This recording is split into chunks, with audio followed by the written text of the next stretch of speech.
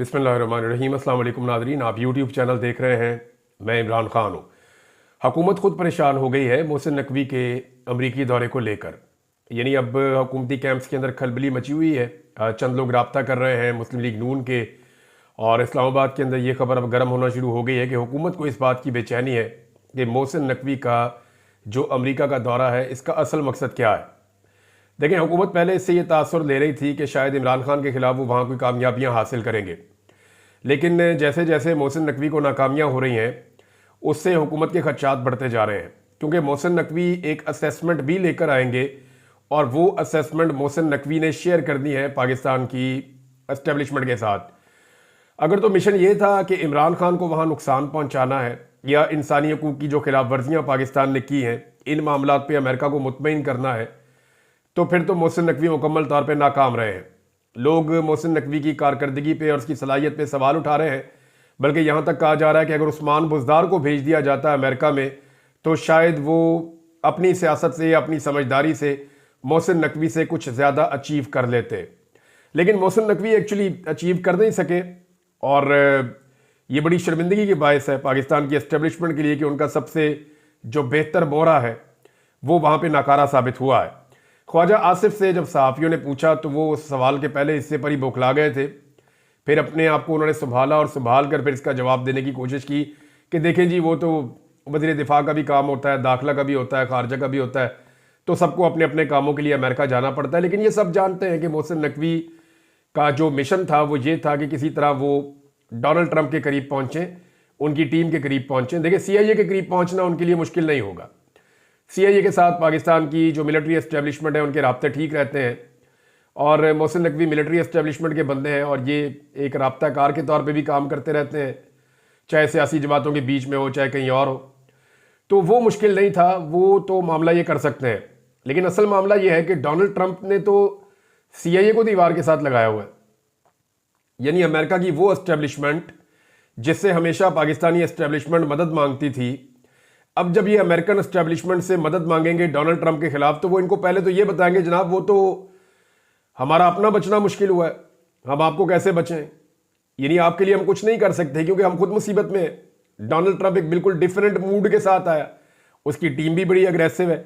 अब ये एक बड़ा सख्त पैगाम और असेसमेंट लेकर पाकिस्तान वापस आ रहे हैं। एस्टेब्लिशमेंट के लिए मुश्किलात बढ़ जाएंगी। इसमें एक जो दावा है वो इम्तियाज़ गुल साहब के बकौल अभी उन्होंने कहा कि इतलात पूरी तरह से कन्फर्म नहीं है, लेकिन अमेरिका से ये इतलात आ रही हैं।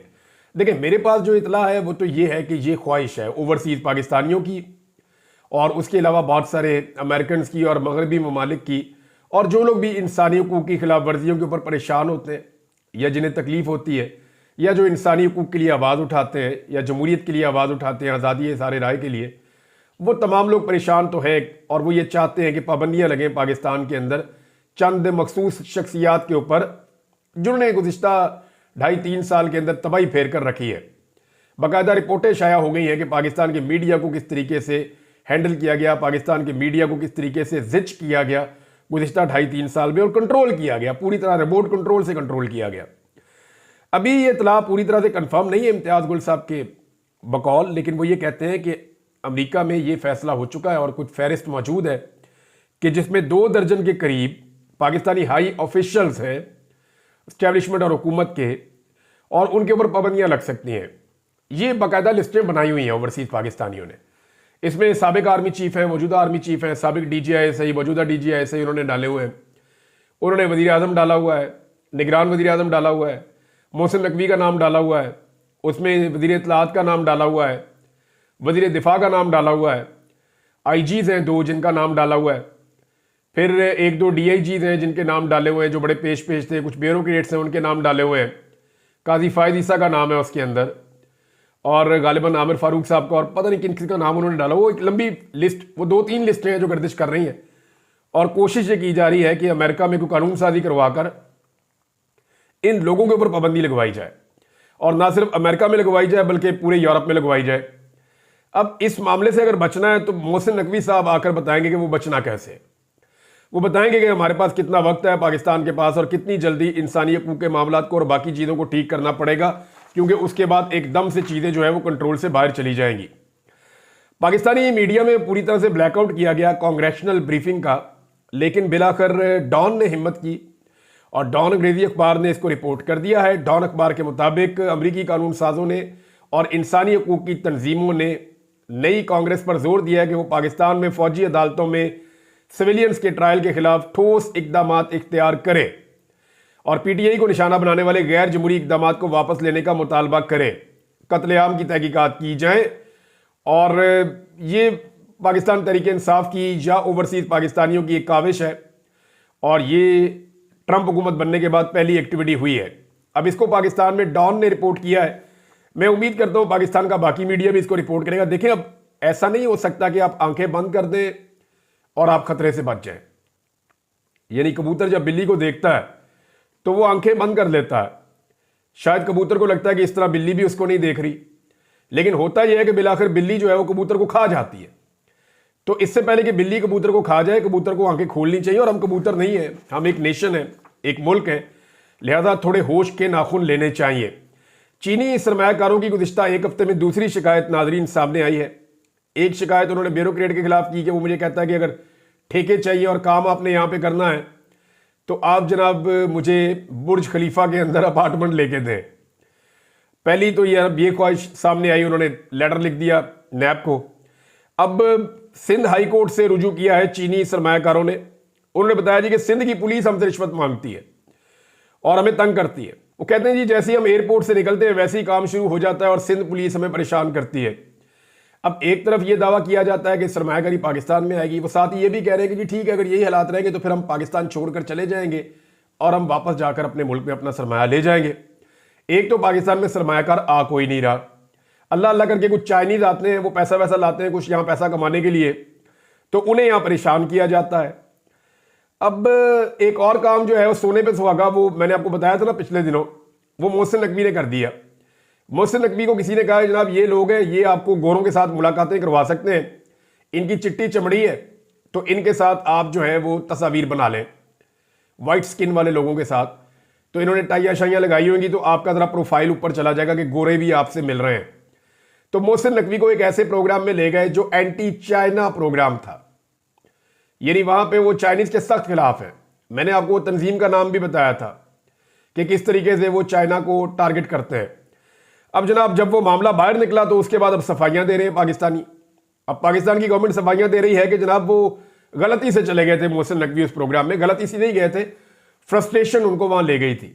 और मैंने उस वक्त ये कहा था कि एक अस्करी सुपर पावर से ताल्लुकात सीधे करने के लिए जो दुनिया की माशी सुपर पावर है उसके साथ ताल्लुकात खराब कर लिए हैं, बजाय इसके कि एक के साथ ताल्लुकात बनते हैं वो तो बने ही नहीं, दूसरे से भी खराब हो गए।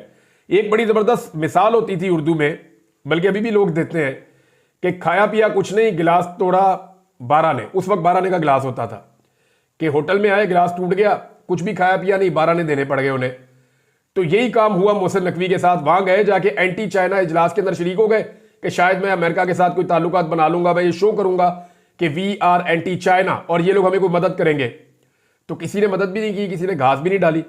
और जिन दो कांग्रेसमैन से हाउस ऑफ रिप्रेजेंटेटिव के जो 2 मेंबर्स हैं जिनसे मुलाकात हुई मोहसिन नकवी की, उन दोनों ने मोहसिन नकवी से अलग होते ही फौरी तौर पे ये ट्वीट किया कि इमरान खान को रिहा किया जाए। वजह यह है कि वो भी ये जानते हैं कि ये हमें धोखा दे रहे हैं, हमारे साथ फ्रॉड कर रहे हैं। दूसरा, जो मोहसिन नकवी को मिलता है उसके ऊपर भी रिएक्शन भी आता है। वो लोग कहते हैं जनाब कि इन्होंने वहां पे जुल्म और बर्बरियत की है, आप इनको मिलकर क्या पैगाम देना चाहते हैं। नाजरीन एक और खबर है वो ये कि तहरीक इंसाफ ने ईवान के अंदर और ईवान के बाहर दोनों तरफ हुकूमत को मुसीबत में डाल दी है और दबाकर एहतजाज कर रही है। चाहे पंजाब असम्बली है, चाहे कौमी असम्बली है, चाहे कौमी असम्बली के अंदर और बाहर है, हर तरफ शहबाज शरीफ के खिलाफ नारे लग रहे हैं, अर्दली के नारे लगते हैं, खून पीने वाले लोगों के तौर पर इनको देखा जाता है, दहशतगर्द हुकूमत इनको डिक्लेयर किया जाता है।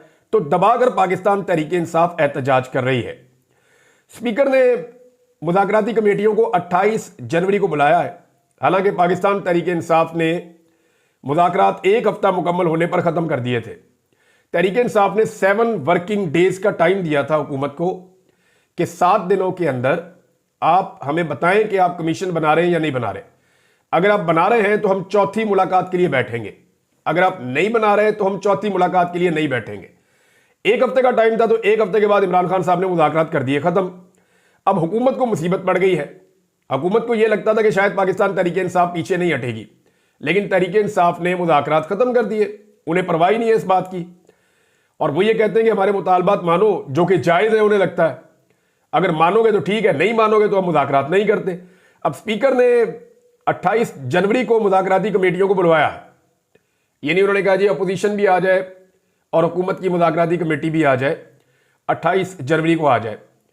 लेकिन पाकिस्तान तहरीक इंसाफ ने तो मुज़ाकरात खत्म कर दिए हैं और डेडलाइन खत्म होने पर खत्म किए हैं।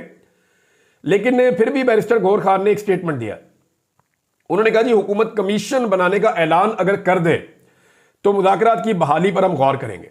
ये बात तो ठीक है, हुकूमत अगर अभी भी ऐलान कर दे कि वो कमीशन बना रही है तो मुज़ाकरात की बहाली के ऊपर गौर किया जा सकता है। लेकिन ये मुज़ाकरात जो हैं वो हुकूमत के लिए एक्चुअली एक डरावने ख्वाब की तरह थे।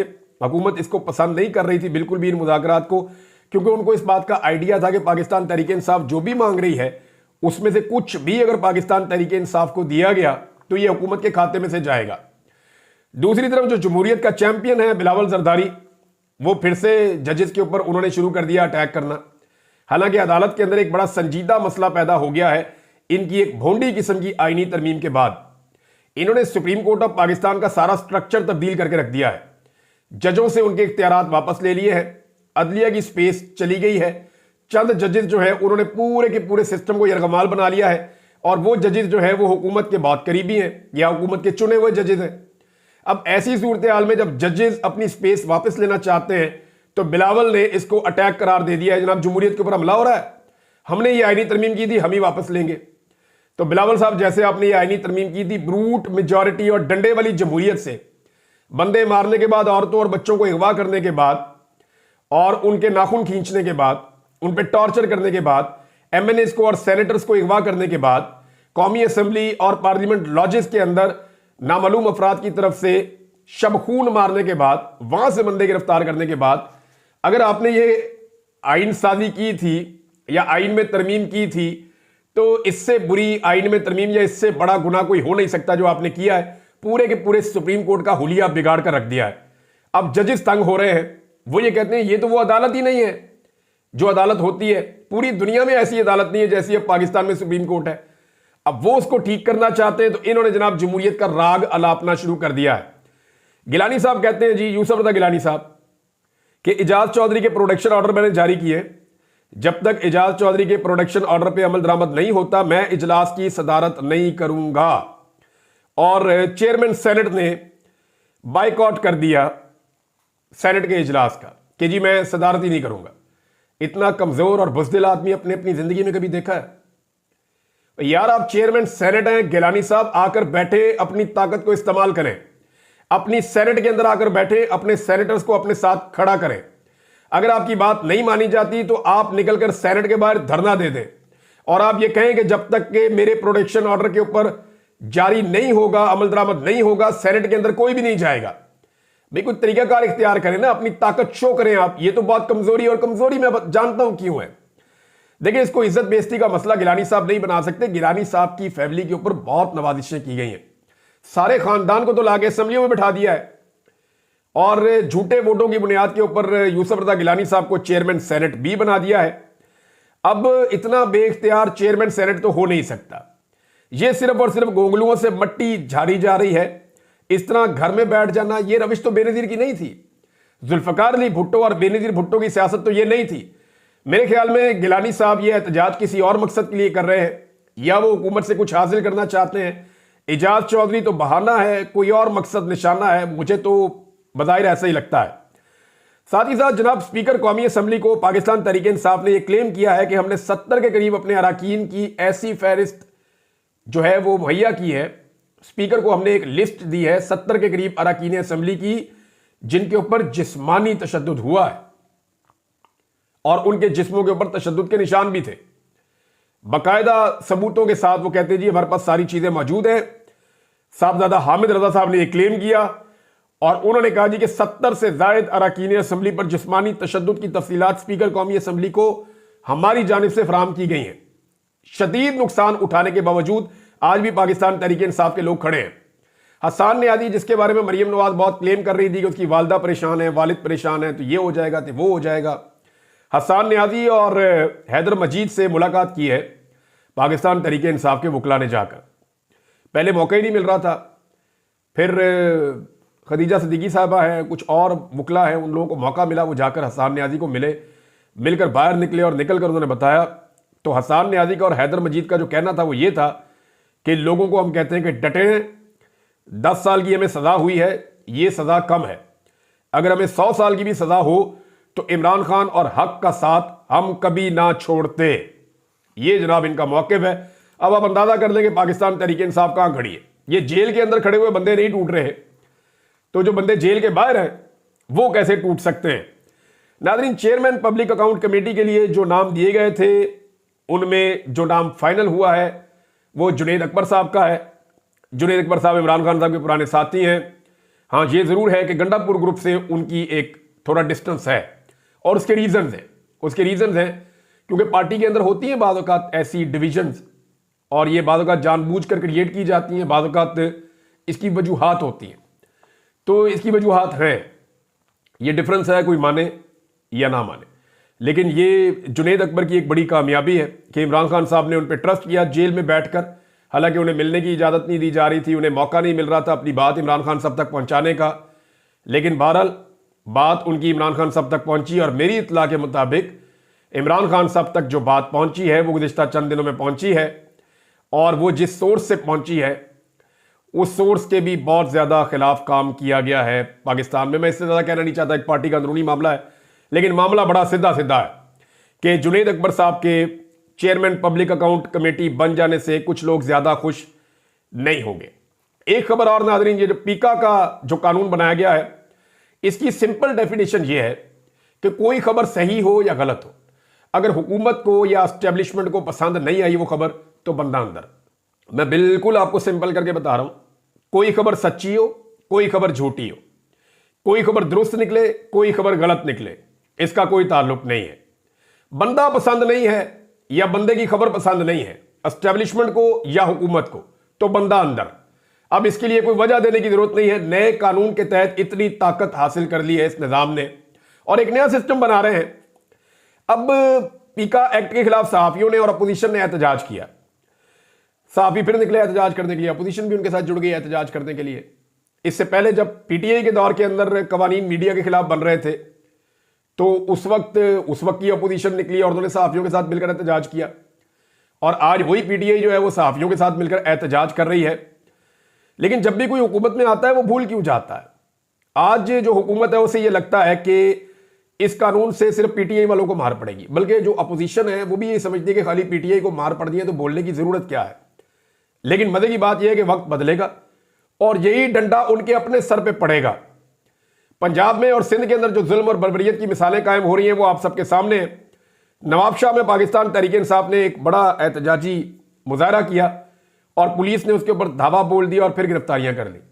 यानी मुराद अली शाह ने और मरियम नवाज ने तो हिलने नहीं दिया, किसी को पीटीआई का झंडा नहीं उठाने दिया, किसी को एहतजाज नहीं करने दिया। पुलिस को उन्होंने एक पॉलिटिकल फोर्स के तौर पे इस्तेमाल किया, एक ऐसी मुसल्लह फोर्स जिसके पास कानून और आइन का शेल्टर भी मौजूद है, और वो एक पॉलिटिकल पार्टी को लगातार कुचलती चली जा रही है। और उन्हें जहां से इंसाफ मिलना था वो जगह थी सुप्रीम कोर्ट या हाई कोर्ट या अदालतें, उनको अदालतों से इंसाफ मिला ही नहीं। नुसरत जावेद साहब ने एक वाकया सुनाया, वैसे वो कह रहे हैं कि मैं अगर पकड़ा गया इस कानून की जद में आगे तो मैं जमानत नहीं करवाऊंगा, तो मुझे नहीं लगता कि जमानत नहीं करवाएंगे, क्योंकि मैं बहुत सारे सहाफ़ियों को बहुत अच्छे तरीके से जानता हूं। हाँ, इसकी मुखालफत वो ज़रूर करेंगे, इससे पहले भी उन्होंने मुखालफत की है, और अगर ये मुश्किल पड़े किसी के ऊपर, जब किसी को जेल जाना पड़े, किसी को मार पड़े, किसी को जबरी तौर पे लापता किया जाए, तो उस वक्त आदमी को आइडिया होता है कि आदमी को क्या करना है। लेकिन उनके सेंटीमेंट्स बड़े सख्त हैं इसके बारे में। और बहुत सारे सहाफ़ियों के, मज़हर अब्बास साहब ने बड़ा संजीदा नुक्ता उठाया, उन्होंने कहा जी ये हुकूमत जाली है, अगर मैं इसको जाली कहूँगा, इनका मैंडेट जाली है, तो क्या ये जाली खबर होगी और इस पर गिरफ्तार कर लिया जाएगा। यानी अब तो पसंद और नापसंद के ऊपर बात आगे टिक गई है कि जिसको चाहे हुकूमत गिरफ्तार कर ले। वैसे भी नुसरत जावेद साहब को नहीं वो गिरफ्तार करेंगे। अच्छा, उन्होंने एक बात की बड़ी इंटरेस्टिंग, और ये एक फैक्ट है, देखें उनका एक तजर्बा है, वो बहुत पुराने जर्नलिस्ट हैं, उनकी उम्र बहुत ज़्यादा है, उन्होंने चीज़ें विटनेस की हुई हैं। तो वो बताते हैं कि जिस वक्त पाकिस्तान की फौज हथियार डाल रही थी ढाका में और इंडिया के सामने सरेंडर कर रही थी, उस वक्त रेडियो पाकिस्तान के ऊपर 5 मिनट पहले सरेंडर की खबर चलने से 5 मिनट पहले जो खबर चल रही थी वो क्या थी, या नगमा चल रहा था वो क्या था? साढ़े सिर्फ 42 शेरा 540 मारे ने, यानी हमारे 42 कोई शेर है वहां पे, उन्होंने 540 मार दिए। तो 5 मिनट बाद पता चला जनाब सरेंडर हो गया, हथियार फेंक दिए गए। अब मामला यह है कि वो भी तो फेक न्यूज थी जो उस वक्त चल रही थी रेडियो पाकिस्तान के ऊपर। अभी थोड़े दिन पहले मोटरवे को मुरम्मत के लिए बंद किया गया था जब पाकिस्तान तहरीक इंसाफ ने एहतजाज करना था। क्या वो फेक न्यूज नहीं थी? रेंजर्स के जो लोग शहीद हुए दौरान ड्यूटी, इल्जाम लगा दिया गया पीटीआई ने इनका कत्लेआम किया है। हालांकि वो लोग जो है, वो बंदा भी पकड़ा गया, उसने एतराफ जुर्म भी कर लिया जिसकी गाड़ी के नीचे आए, वो एक हादसा था।